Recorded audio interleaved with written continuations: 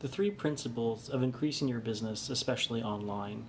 There's a really big component of mindset. Our time is very precious. If we don't guard our time like we do our money or our house or our family, we can get distracted by so many different things, especially with the news media just spewing constant negativity. We can get trapped up in that. Our mindset kind of shrinks, our bodies shrink, fear envelops us. Turn that off. Bring your time back to yourself. Time is the most precious thing that we have, and it's not renewable, right? We're never going to get that time back. What is your dream? Is your time helping your dream or hurting your dream? Or if it's not helping, is it just passively just wasting time, which in my mind is hurting you?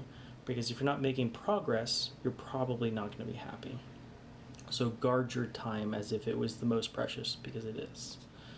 Number 2 is kind of the mindset around value versus cost. If you see everything as only the dollar value of that item, you're probably seeing things from a poor perspective. Versus if you see the value in something, not just the cost, you're probably going to get a lot more out of it. For example, if somebody hands you a strategy, right? And that strategy might work for a little bit, but then tech changes, circumstances changes, that strategy is going to fail because it doesn't adapt. Versus if you learn how to create the strategy, you can always adapt it to the changing environment, like COVID, right? A lot of us are stuck at home. Things are changing. The marketplace is changing. If you can see how to adapt the strategy, which is far more valuable than just the strategy itself. Same with knowledge. If you can pay for a course, for example, and that course teaches you something valuable, and then you can go make money on that, that's infinite value because you can keep producing from it. So it's the poor mindset just sees the cost, say a subscription to a service, versus what is that service going to provide for you. And then the third one is ILTEE. This stands for invest. Invest in yourself.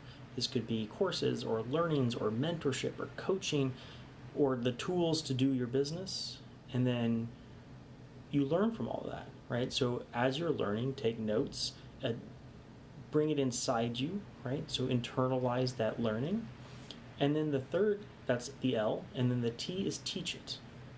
If you can go out and teach it, not only will you have learned more because the intention is to teach, therefore you retain more, but then you're helping all of those around you. I mean, what would this world be like if we all went out, improved ourselves, and then went out and taught everybody around us? And that's massive. The world could be such a better place if we did this. And then E stands for execute. Having the knowledge isn't the end point, right? You have to do something with that knowledge because it's knowledge plus action that generates wealth. If you just have the knowledge and never take action, you might feel good. It's valuable to keep learning things.